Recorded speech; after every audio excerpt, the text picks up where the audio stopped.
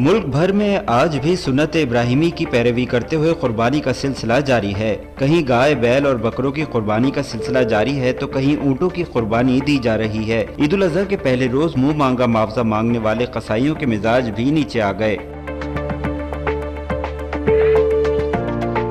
عید الاضحیٰ کے موقع پر واگا بارڈر پر پاکستان رینجرز اور بھارت کی بارڈر سیکیورٹی فورسز نے مٹھائی کا تبادلہ کیا۔ میڈیا رپورٹس کے مطابق یہ 2019 کے بعد پہلا موقع ہے کہ جب بارڈر پر مٹھائی کا تبادلہ کیا گیا۔ مٹھائی کا تبادلہ راجستھان بارڈر پر بھی کیا گیا۔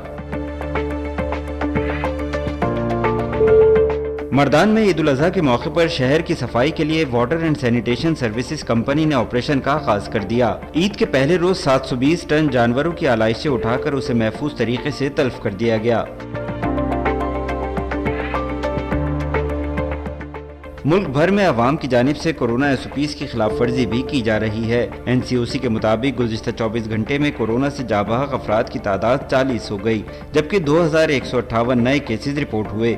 سرکاری پورٹل کے مطابق کورونا کے مثبت کیسز کی شرح 6.30% رہی۔ خیبر پختونخوا میں گزشتہ 4 دنوں کے دوران بارشوں اور سیلابی ریلوں سے 14 افراد جاں بحق اور 26 افراد زخمی ہوئے۔ PDMA کی جاری کردہ رپورٹ کے مطابق خیبر پختونخوا میں 21 گھروں کو جزوی اور 4 گھروں کو مکمل نقصان پہنچا۔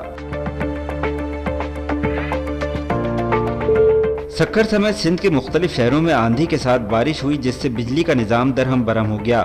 سکھر میں طوفانی بارش سے مختلف حادثات میں خاتون جاں بحق اور 10 افراد زخمی ہو گئے، جبکہ بارش کے باعث درخت گرنے سے مختلف مقامات پر بجلی کی تاریں ٹوٹ گئیں۔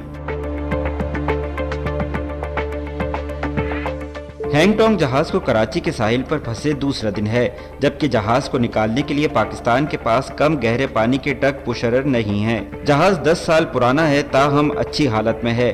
کراچی پورٹ ٹرسٹ کا کہنا ہے کہ فوری طور پر پاکستان میری ٹائم سیکیورٹی کو آگاہ کر دیا تھا، جبکہ واقعے سے آمد و رفت کا چینل متاثر نہیں ہوا۔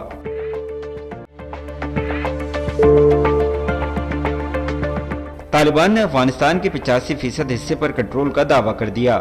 طالبان ترجمان کا کہنا ہے کہ جلد ہی پورے ملک کا کنٹرول سنبھال لیا جائے گا۔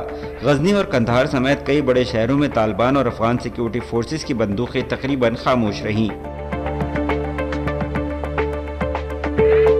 چین کے وسطی صوبے ہینان میں طوفانی بارشوں نے تباہی مچا دی۔ غیر ملکی خبر ایجنسی کے مطابق شدید بارشوں سے پیش آنے والے مختلف حادثات میں اب تک کم از کم 12 افراد ہلاک ہو چکے ہیں، جبکہ 2 لاکھ سے زائد افراد محفوظ مقامات پر منتقل ہو چکے۔ پاکستان نے چین میں بارش سے ہلاکتوں پر افسوس کا اظہار کیا۔ ناسا کی جانب سے مریخ پر بھیجے گئے پرسیورنس روور مریخی چٹان کا پہلا نمونہ لینے کے لیے تیار ہے۔ نمونے کو مہر بند ٹیوب میں پیک کر کے زمین پر لایا جائے گا۔ اور پیزا کو بطور تاوان متعارف کروانے والے سویڈن میں 2 قیدیوں نے جیل کے 2 محافظوں کو 9 گھنٹے تک یرغمال بنا رکھا۔ جب کھانا پہنچایا گیا تو محافظوں کو رہا کر دیا گیا۔ پولیس نے بتایا کہ ان دونوں قیدیوں کو اغوا کے لیے پوچھ گچھ کے لیے تھانے لے جایا گیا تھا۔